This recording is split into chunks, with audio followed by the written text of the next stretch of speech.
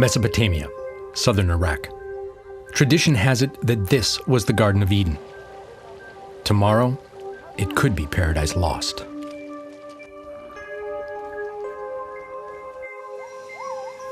Orangutans in Indonesia's forests, their survival hangs in the balance.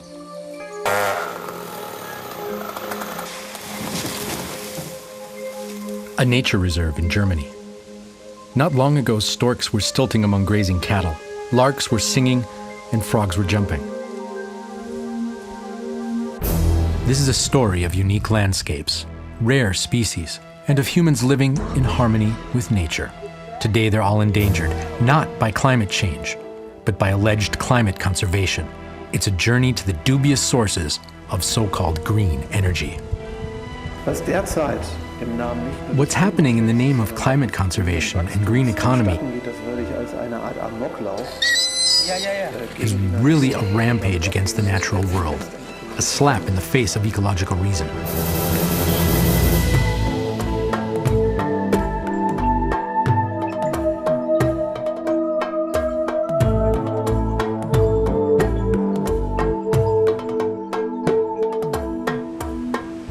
Cancun, Mexico, a holiday hotspot.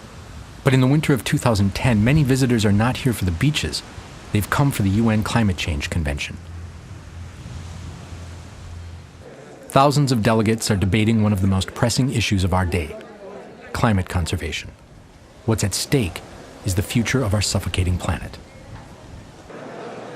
One of them is Ulrich Eichelmann. For years, he's been working for the protection of nature and endangered species. Together with environmental organizations, he's been pushing for action to stop global warming.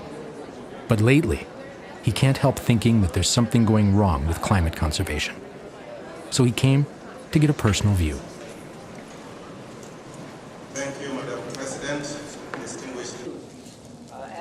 Under the auspices of the United Nations, politicians, scientists, corporate representatives, and NGOs negotiate our planet's destiny. In spite of many differences, there's one shared idea. We're selling a river over here. We have islands over here. Buying time. To stop global warming, renewable energies should be massively promoted. Future energies should be clean, sustainable, and green. They should drive a global change towards a green economy. Come and make the right choice for a green, clean future, not a future of environmental destruction, of climate devastation. That's the choice in front of you. Sounds reasonable, but is it really? If we continue on this apparently green path, where will it lead us? Hydropower is one of the pillars of the propagated change. Some 50,000 big hydroelectric dams already exist across the globe. The damage they cause to nature and humans has drawn a lot of protest, so that during the 90s, only few additional dams were built. But now, dam proliferation is booming. I think that climate change is helping the hydropower energy because it's a clean source of energy and the technology is well known. Brazil is represented too. The country is a leader in promoting hydropower. So there's still a very big potential in the country, which is located in the Amazon. And the other thing we came here for is to show that the electricity sector is not destroying the Amazon. We have some plants there, and the plants that have been already made and the plants planned are going to take only less than 1% of the whole Amazon. Brazil is planning to dam up its rivers in the Amazon basin. The government's promotion videos give the impression that these power stations are in harmony with nature and climate conservation and are no threat to wildlife and natural vegetation. But is that so?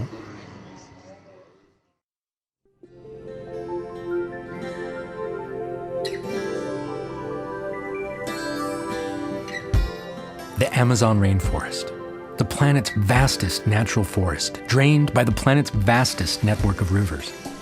This is the world's green lung.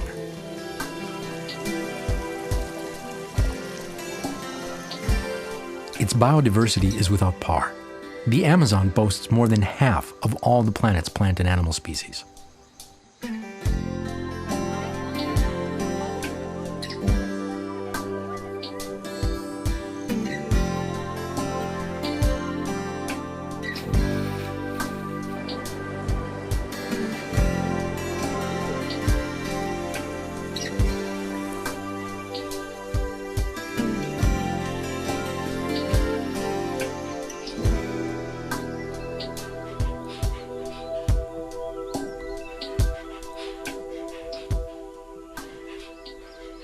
Woodland and rivers have always sustained the local people, including the 2 million inhabitants of Manaus on the Rio Negro. Day by day, enormous amounts of fish are processed and sold, and consumers can choose from a wide range of species.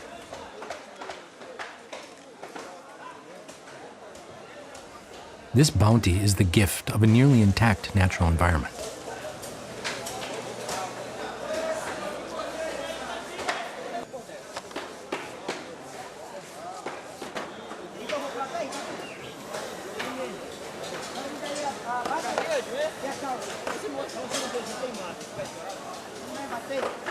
Most of the Amazon's tributaries can be called intact. Take the Xingu, 900 kilometers downstream from Manaus.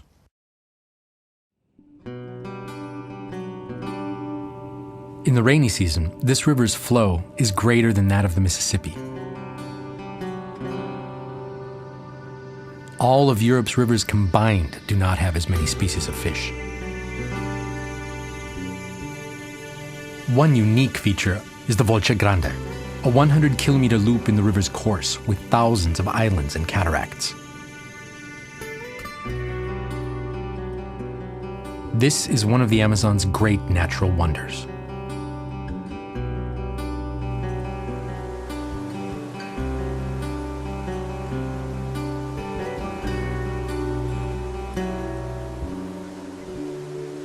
And it's also where the world's third largest dam is projected, the Belo Monte Dam. It requires the Xingu's course to be diverted to fill a reservoir as big as Lake Constance. The Volta Grande would practically fall dry.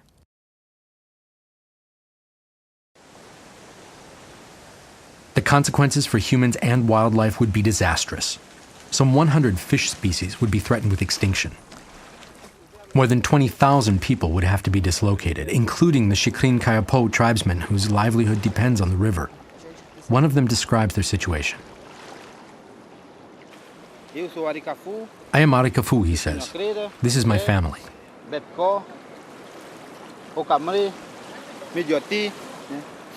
We are indigenous, born and raised here.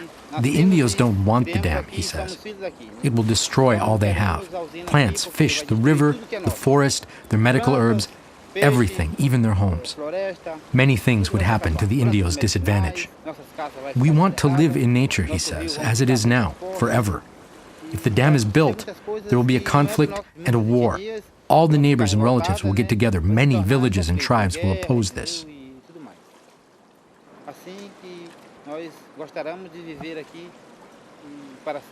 Other bits of the river so that they can have enough. The Indios have already stopped a dam project on the Xingu twice. Their protest during a promotional event of the powerful Electrobras Corporation hit the news. They attacked the company's spokesman. He got away with a shock. So what you're saying is lies. None of this is important. We don't want dams, and that's what you've got to understand. She was still ranting away.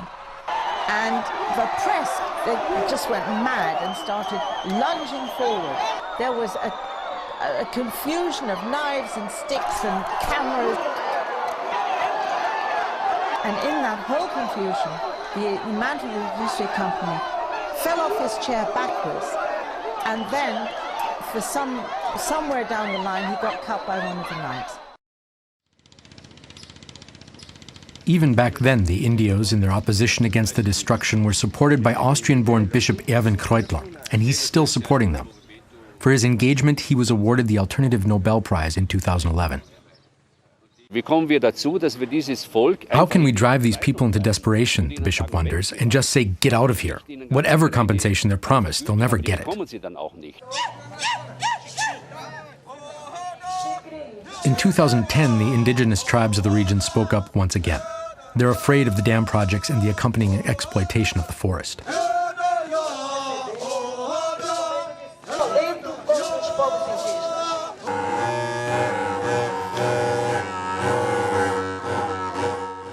If they lose the river and the forest, they lose their livelihood. Is this the price for climate conservation and a green economy? Das ist eben genau das Gegenteil. Der Xingu geht ja zugrunde. According to Bishop Kreutler, it's the very opposite.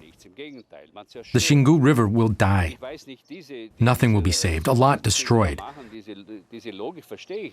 He can see no logic in building dams for climate conservation when thousands of square kilometers of tropical rainforest are destroyed with an impact on the climate. Tropischer Regenwald werden zerstört werden. Und das hat doch einen Einfluss auf das Klima.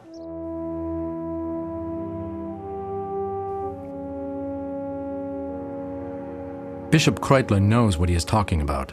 A few decades ago, the Balbina power station was built near Manaus to produce clean electricity. Sounds perfect, but the reality is this.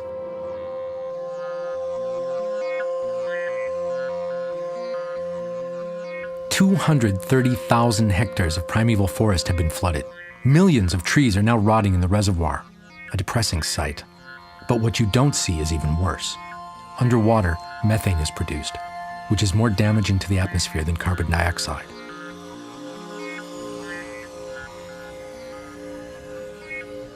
Balbina is like a gigantic exhaust, producing 20 times more climate damage than a coal-fueled power station with the same electricity output.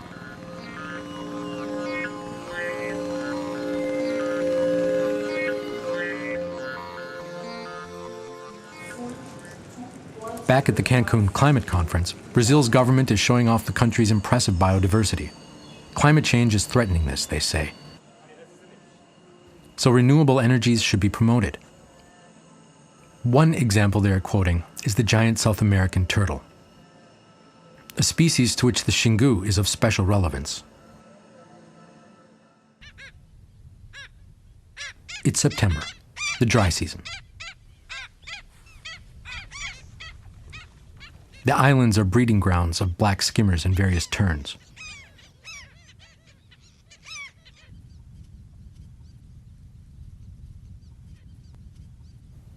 At dusk, this is the stage of a unique natural spectacle. Female river turtles are waiting for their cue.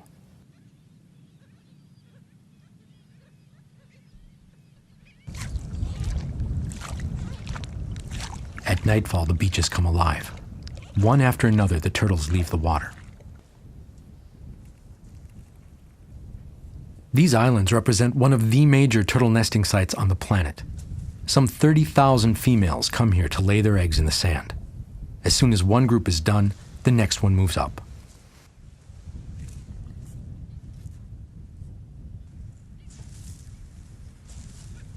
On some islands, there are so many that the turtles are still laying eggs at dawn. In a single season, 1.8 million eggs are buried in the sand.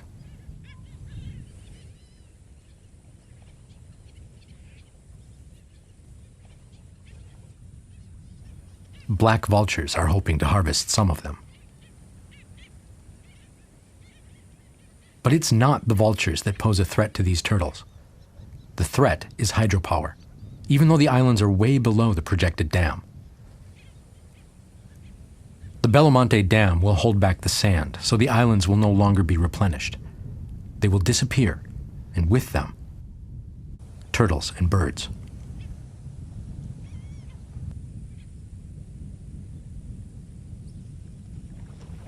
Belo Monte is just the beginning. There are plans for power projects on almost every river of the Amazon basin, more than 60 megadams and hundreds of medium-sized ones. Janssen Suenon, one of Brazil's leading fish experts, warns against the consequences for biodiversity.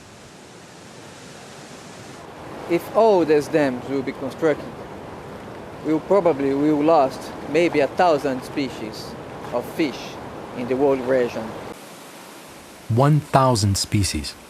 That's 10% of the entire planet's freshwater fish species. So it's a very large loss of biodiversity. There is no turning back in this way. If you lost this species will last forever.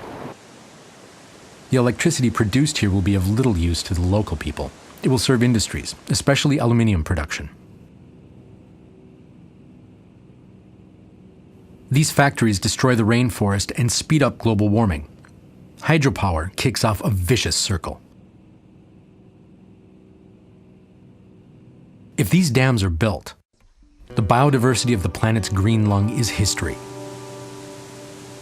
The killer is climate conservation.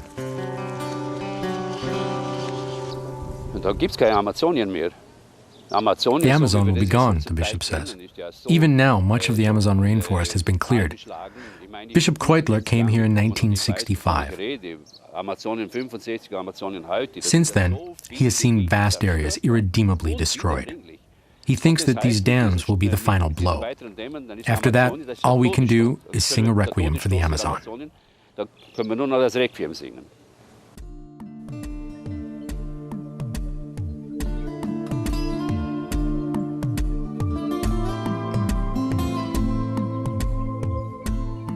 What the Amazon is to the planet's nature, Mesopotamia is to mankind's cultural heritage. The land between Euphrates and Tigris is seen as the cradle of Western civilization. No other region is as closely connected with our cultural history.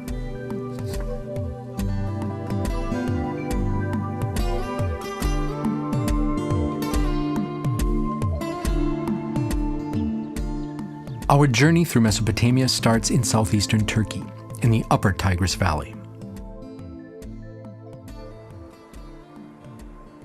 The Tigris meanders through a breathtaking scenery with impenetrable canyons and traditionally farmed steppes.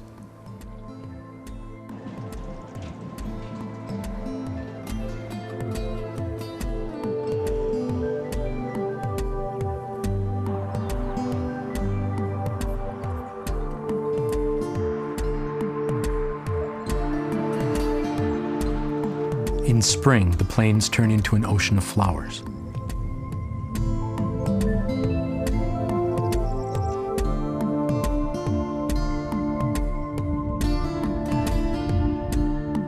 This is where ancient tradition and modern progress clash.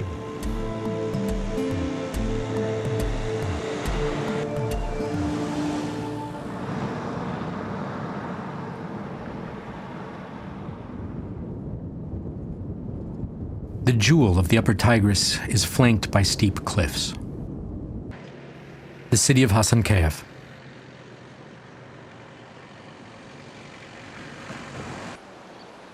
Hasankeyf's foundations were laid millennia ago.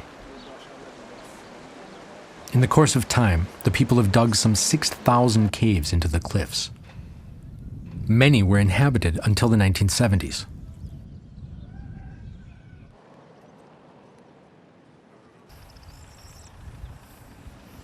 Life here is simple, but the people are proud of their city.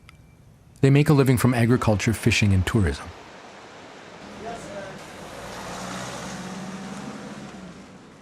Hasankeyf is known to almost every child in Turkey. Each year, some 100,000 visitors come to admire the ancient town. But now, after all these millennia, the days of Hasankeyf are counted. It survived the onslaughts of Mongols, Artakides, and Romans, but it may not survive modern climate conservation. Hasankeyf is to be drowned in the projected Ilisu Reservoir. The Ilisu power station is one of the world's most controversial power projects. Wahnsinn. Schau dir das an. So sehen Großprojekte aus. When Ulrich Eichelmann visits the construction site 70 kilometers downstream from Hasankeyf, he's both overwhelmed and appalled. It's the Old Testament's Paradise River, he remarks. But now, this is hell. A few years ago, Ulrich says, he visited Ilisu village on the Tigris River. Now he's back taking a tour with the Turkish contractor.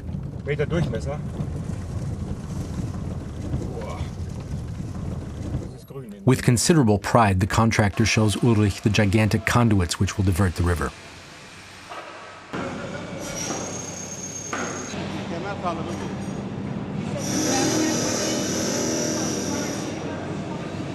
And when the Tigris comes, it's like, you better not be here. Of course, nobody will be here. Along the Tigris River, not a stone will remain unturned. A dam 135 meters high and 2 kilometers long will set the entire valley underwater. On this former shepherd's trail, heavy trucks are rolling. The gentle hills with their poppy fields have been blasted away. 100 villages will be inundated. 65,000 people will lose their homes.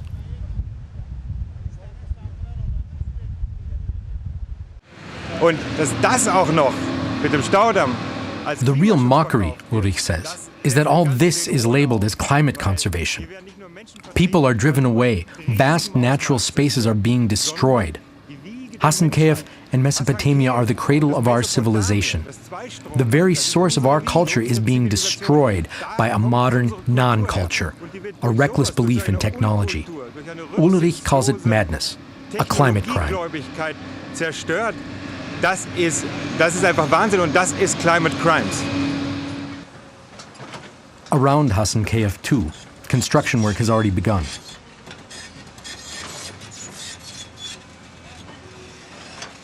The top of the minaret marks the intended water level. Everything below that, houses, gardens, caves, cemeteries, and the 900-year-old pylons of the bridge, will be submerged.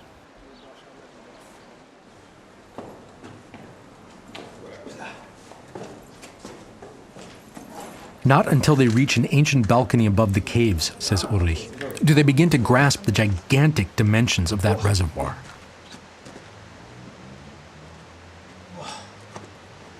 For millennia, he marvels, countless generations have been impressed by this panoramic view. Actually, the day is starting when they are starting with the prayer at 5 o'clock. Ulrich fears that he and his companions will be the last ones to enjoy this view. If the Turkish government has its way, they'll soon get their feet wet up here. But opposition is lively. For years, the inhabitants of the valley, together with national and international organizations, have been fighting against the threat of this project. They've been joined by numerous artists such as pop singer Tarkan and Orhan Pamuk, winner of the Nobel Prize for Literature. The singer Aynur expresses her disapproval in a song, and the famous filmmaker Fatih Akin made a video clip of it.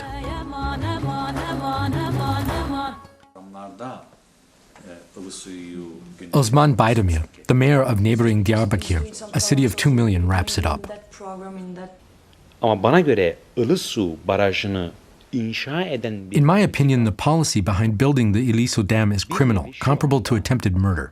insan öldürmeye tam teşebbüs suçunu işlemektedirler.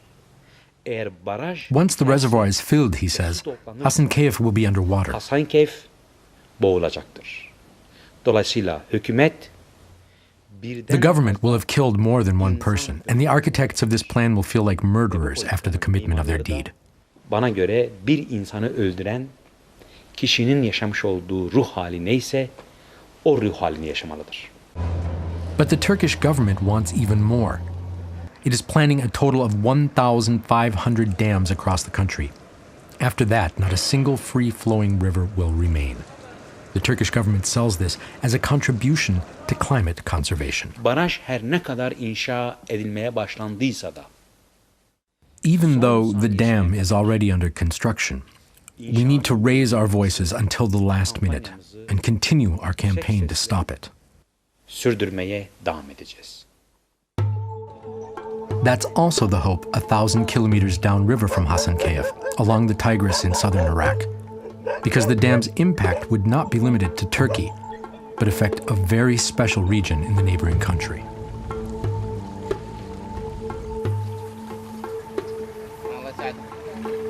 Near the city of Basra, the Tigris unites with the Euphrates River and forms the Shat al-Arab, the river of the Arabs. Before they unite, the rivers jointly inundate a vast plain, forming the Mesopotamian marshes. Here, some 6,000 years ago, the Sumerians developed writing, the first legal system, and the basic methods of agriculture.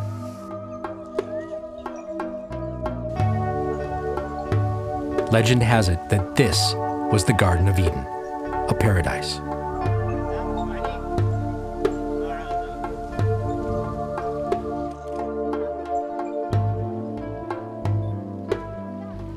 Today's inhabitants are the descendants of the Sumerians, the marsh Arabs.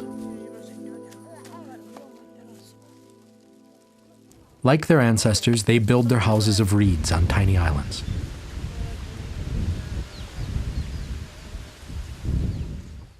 The swamps offer everything they need.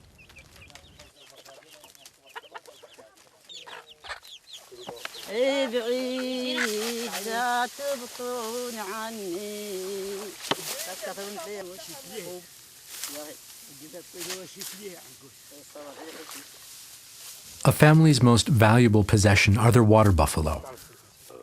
Some 200,000 roam freely in the channels and reed beds. There cannot be a more natural way of keeping cattle. They can swim long distances.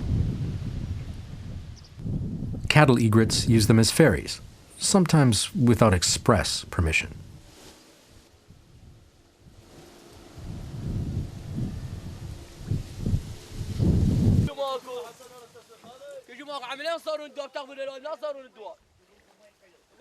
When evening falls, the buffalo return home to be fed and milked.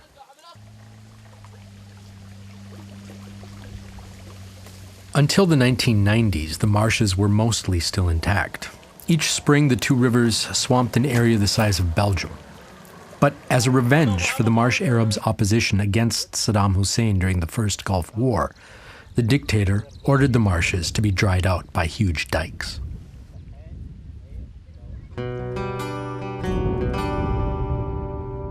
The region became a desert, and the people had to migrate.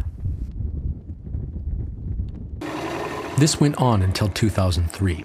After Saddam's capture, Iraq experienced its greatest success story: the return of the water.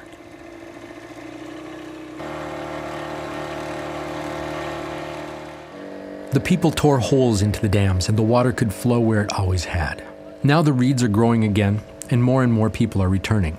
They're rebuilding their huts, raising cattle, and resuming their traditional way of life.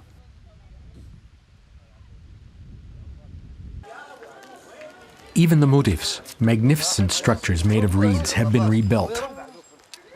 This is where the sheiks meet to discuss public issues.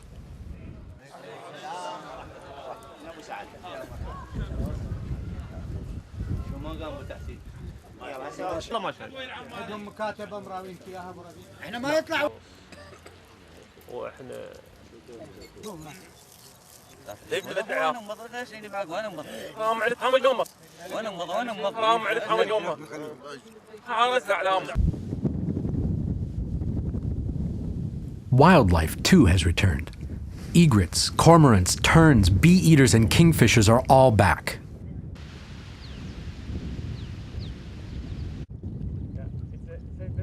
Millions of migrant birds use the swamps to rest during their journeys from Asia to Africa and back.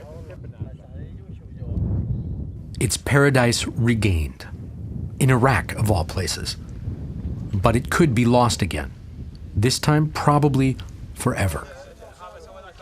Life on the Tigris depends on water and on Turkey's hydro dam policy. If the Aliso Dam and other projected dams will be built, the marshes are likely to turn into desert again. The dams would hold back the vital flow of water.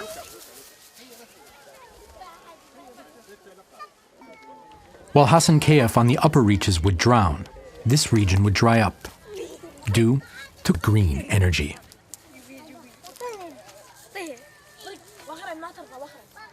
One person who has struggled for years to save the marshes is Azam Awash, president of Nature Iraq. He wants more areas to be swamped, but that requires more water from the Tigris. This is a Sumerian brick. I am in the middle of the marshes of Mesopotamia. Until the 1990s, this was a water world, an Eden, if you will. Reed beds wherever you look, birds in the sky migrating, buffalo frolicking, people living one with the environment. Look at it now. It is a desert. Why is it a desert? Because water is being held upstream by dams. We have since been able to restore some of the marshes, But if Eliso Dam gets built, not only will this area continue to become a desert, the restored areas will become a desert. Dams have devastating effects downstream. Hydroelectric power is not green. Dams cause deserts. At this time, we can still see a unique, almost forgotten world here in Mesopotamia, with people living as they have been for many generations. This is truly a Garden of Eden. And yet it seems that we are poised to eradicate the roots of our civilization in the name of progress and climate conservation.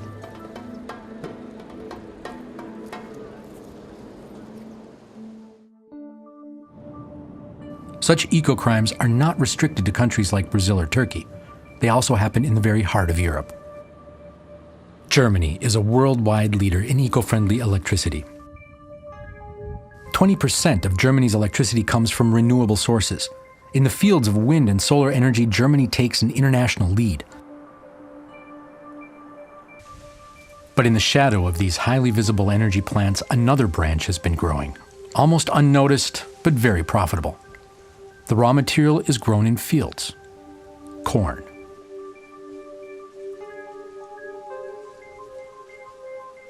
All across Germany, these domes are popping up like mushrooms. Biogas plants that turn corn into energy.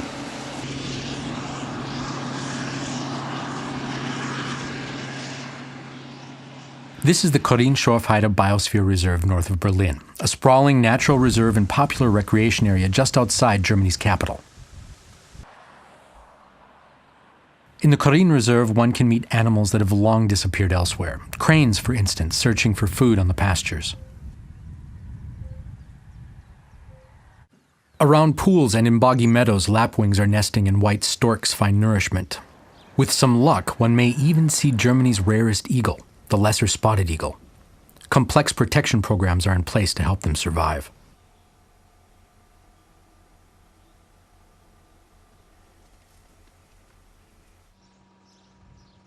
But the idyllic image belies reality. It's not new motorways or land drainage that threaten the eagle, but biogas.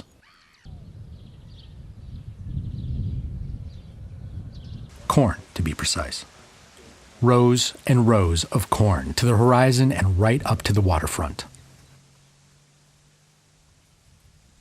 Martin Flade of Brandenburg's Ministry of the Environment is in charge of the large protected areas. Viele Arten der Feldflur, die in Getreidefeldern und so weiter vorkommen. Martin says many species inhabiting agricultural areas like wheat fields cannot survive or reproduce where corn is planted. Im Mai erst gepflügt, also erst abgespritzt mit Roundup, oft dann gepflügt und Cornfields are not plowed and planted until May, after treatment with pesticides. So any species inhabiting these areas in April and May cannot breed here because their nests are destroyed. This affects ground-breeding birds like larks and lapwings, but also brown hares and amphibians. betrifft auch einen Feldhasen zum Beispiel oder auch Amphibien, die dann vielleicht in diese Bodenbearbeitung reingeraten. Und wenn Sie diese Flächen jetzt mal sehen, die hier hinter uns sind. Look behind us. We've got 1,000 hectares of corn here, sometimes with corn for 4 years in a row. Ecologically, this is a desert. In the heart of the reserve, stork nests are deserted. Populations of lapwings, larks, and hares are dropping dramatically. Because of green energy, the lesser spotted eagle, too, appears to have no future in Germany. Corn is closing in on its hunting grounds. Eagles cannot feed their brood with corn. This situation is now found all over Germany. The biogas boom is rife across the entire country. At the end of 2011, there were 7,000 biogas plants.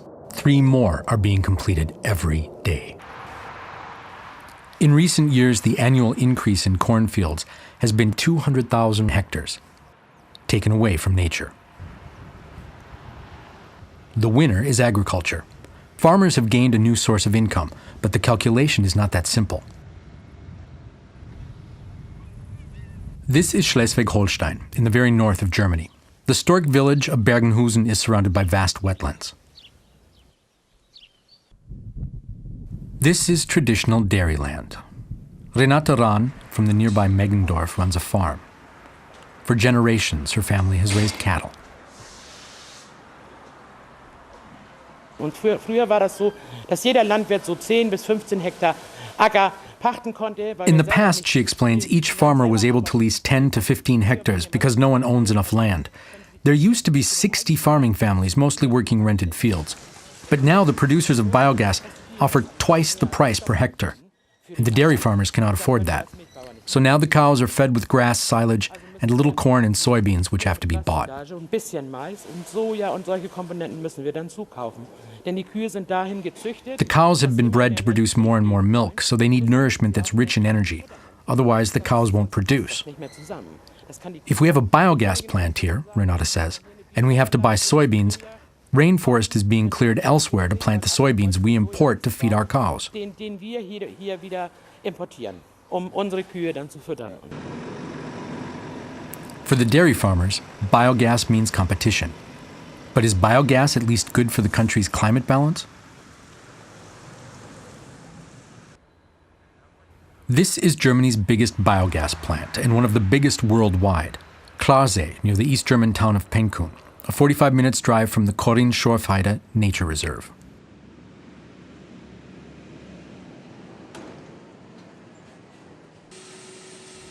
The plant's 20 megawatt output supplies 50,000 households with electricity. That's impressive. Even more impressive is the plant's appetite. Day after day, it devours 1,000 tons of corn. For a year's supply, 10 to 12,000 hectares of corn are needed. This is inefficient, as the comparison with wind energy demonstrates. For the same electricity output, a wind park requires only 400 hectares, just 4% of the land surface required for biogas. Biogas plants are land eaters. No other form of energy generation needs so much land for such a poor energy output. In the final analysis, the output is even less. If you deduct the energy used for the production of fertilizer and pesticides, for plowing and harvesting, the bottom line is nearly zero.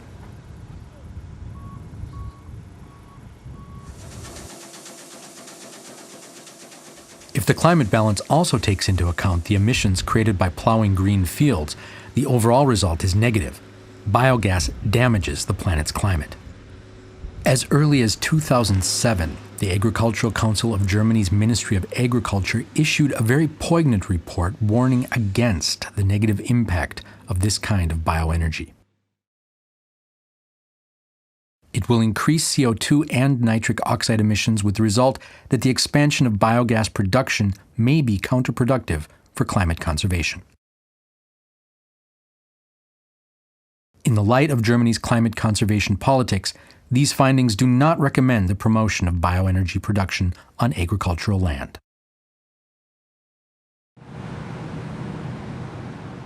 And yet German politicians opted for it. In 2012, they extended their subsidies program for biogas production.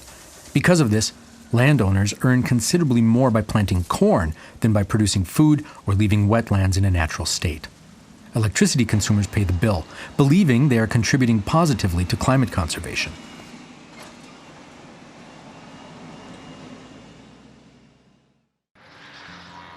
Our road traffic literally stinks. Our mobility is one of the main causes of global warming. Cars, trucks, airplanes, and ships produce 25% of our global CO2 output. That's why politicians sell biofuel as an alternative to fossil fuels. In the European Union, by 2020, at least 10% of the fuel we fill into our tanks should be plant products. Applied climate conservation without changing our mobility habits. The apparent ease of this is tempting.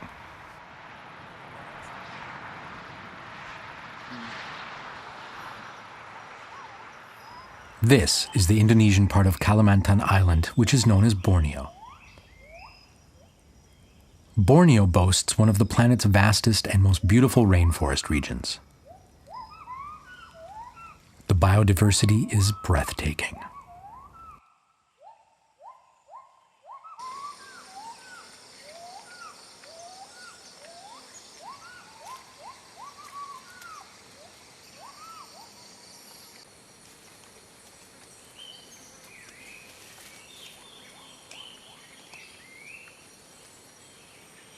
This is the home of the orangutan.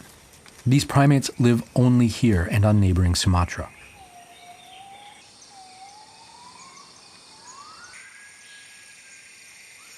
Orangs spend their entire lives in the jungle, if we let them. But we don't.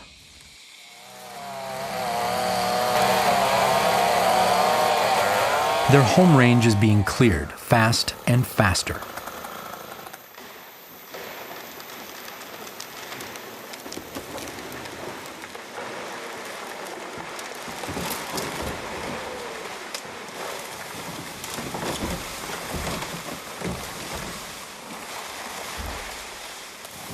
In spite of international protests, 2 million hectares of rainforest are destroyed every year in Indonesia, a shameful world record.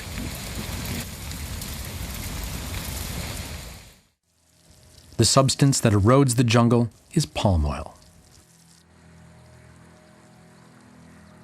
Palm oil is used in food and cosmetic products, but in recent years, Europe's, India's, and China's thirst for biodiesel, the booming green fuel market, has been driving the sprawl of palm plantations.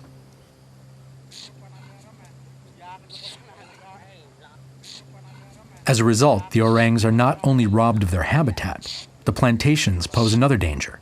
The owners regard them as pests and persecute them because they damage the young seedlings.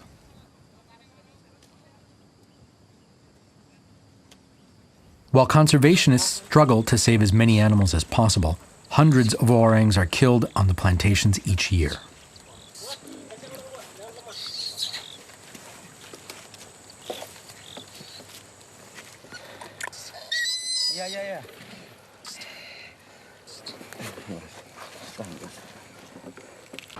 The orangs become collateral damage of the fuel market, victims of climate conservation.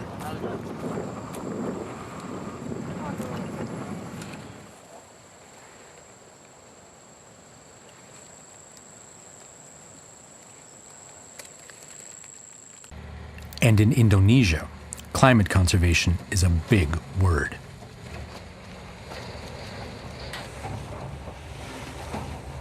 Neste, the world's leading producer of biodiesel, has just opened another refinery in Rotterdam. Maxime Verhagen, Minister of Economy of the Netherlands, praised Neste's investment. This refinery represents a huge investment in our economy and provides a boost to sustainable growth. It will help the Netherlands realize its ambitions as a leader of the bio-based economy and a major biomass hub in Europe. For the orangutans, this does not bode well. Today's total palm oil plantation area in Indonesia is already 7 million hectares. By 2020, this area will expand to 20 million hectares.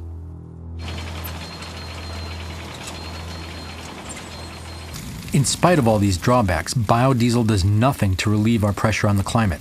On the contrary, because forests are burned, CO2 is emitted. What's worse, in Borneo, most forests grow on peaty soils. When they're drained, these soils emit all the carbon they have accumulated over millennia.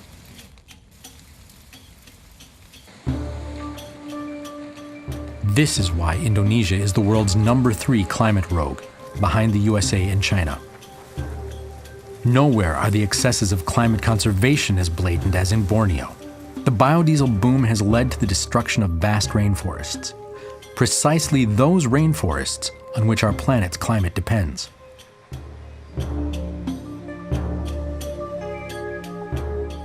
Tens of thousands of animal and plant species are being pushed to the brink of extinction.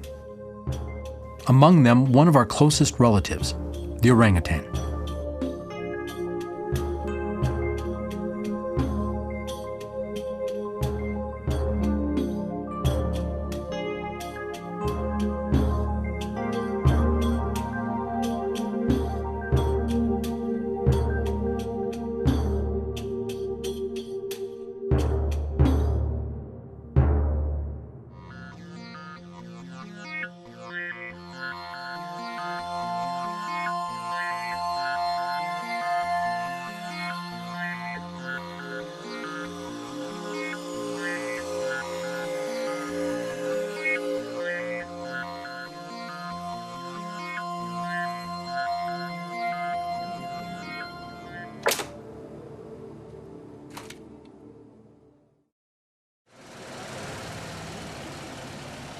In Cancun, the world is seen in a different light. Here, the praise is being sung to renewable energies. No one mentions the negative impact. It's frustrating that our approach to climate conservation is possibly destroying more species than climate change, and no one seems to notice.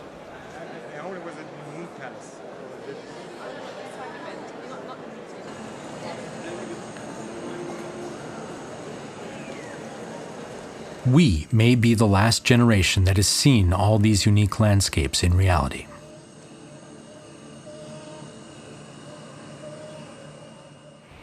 It's a sickening thought. How stupid are we to allow this to happen and even stick a green label on it? In Cancun, one thing became obvious.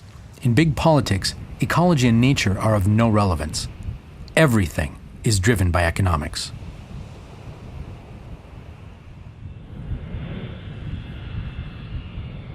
So Ulrich returns to Europe in order to discuss his experiences and queries with economists. The first expert and interview partner is the German economist Nico Pech. Ulrich shows him images from his journeys. Nico Pech has a reputation as a leader in alternative economic thinking. The economist thinks that climate conservation as presently practiced throws out the baby with the bathwater. It does not reduce emissions, nor is it compatible with our goals for biodiversity and nature protection, goals which are equally as important as reducing CO2 emissions. Ulrich is surprised. He's never heard such poignant words from either politicians or conservationists. Das wirkliche Problem moderner Konsum- und Industriegesellschaften ist das Wirtschaftswachstum. The real problem of our modern consumer and industrial society, Pech says, is economic growth which can never be neutralized in ecological terms, despite technological innovations. Almost simultaneously, Tim Jackson, one of Britain's most renowned economists, presents his thoughts on a sustainable economic system in Hamburg, Germany. He, too, regards relentless economic growth as the root of the problem. As parents, we like to see our children grow, so many people use that analogy and say, well, what's wrong with growth? It's a good thing, isn't it? We like things to grow. Trees grow, plants grow, children grow. But actually, they do up to a point, and then they stop. And as a parent, you know that very well, that you don't want your children to go on growing. It makes no sense. There is no model in nature of things that continually grow and grow and grow, and yet this is the model that we've taken as the basis for the economy. So it's a slightly perverse model, and it's perverse in all sorts of ways. First, that it makes no sense to be growing and growing when you're living in a finite place. Wenn wir so weitermachen wie bisher, wird es 2000. If we continue in our ways, Nico Pech says, there will be no more natural spaces by 2020 or 2030 because we've eradicated them in the name of green growth. Grünen Wachstums wahrscheinlich eingeebnet haben. Having the same impression, Ulrich asks, what can we do to avoid at least the worst? The basis for the exploration, I think, is to establish where the ecological limits lie. And we haven't done a very good job of that, except perhaps in relation to climate, but in relation to habitats, in relation to biodiversity, in relation to scarce resources, in relation to water. We run our economies as if they don't matter. We run our economies as if they're not the basis of the supply chain for every industry that we have. And it's nonsense. It's nonsense to do that. So establish the limits is the first thing. Das Erste, was der Staat jetzt machen müsste, The first thing the state should do, Nico Pech says, is pronounce a moratorium. We must not place energy plants into those parts of the land that are still unused, where the soil is unsealed. The most important thing we need to do, he says, is reduce our expectations in terms of material self-realization, including consumerism, mobility, telecommunication. The second priority is reduction. The third priority is reduction. And then we need to think about carefully redesigning our remaining industrial supply systems. That means local economy, regional economy, even home production.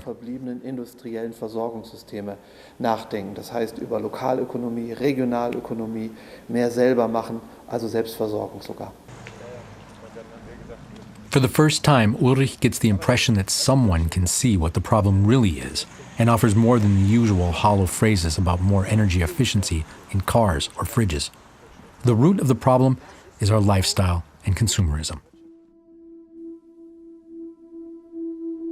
The future of the planet is in our hands. But what future? How many natural spaces do we want to preserve? Or, in other words, how much nature do we not want to destroy? In another generation, should we still have the Amazon, Mesopotamia, wild orangutans, lesser spotted eagles, Amazon river dolphins, and Kayapo Indios and marsh Arabs?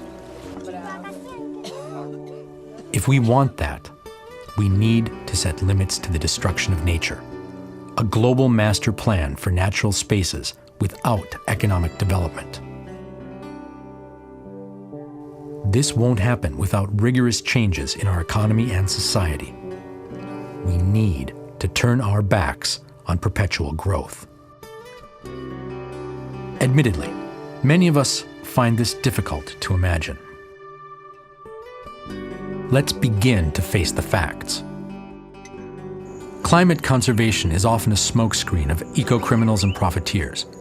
They pretend to protect the climate, but all they do is destroy our natural world. It's not too late for decisive changes.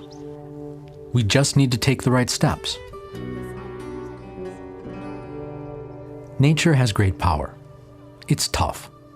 Wherever nature is given space, it will fill it. Just like in Iraq, where the life returned to the desert once the water came back.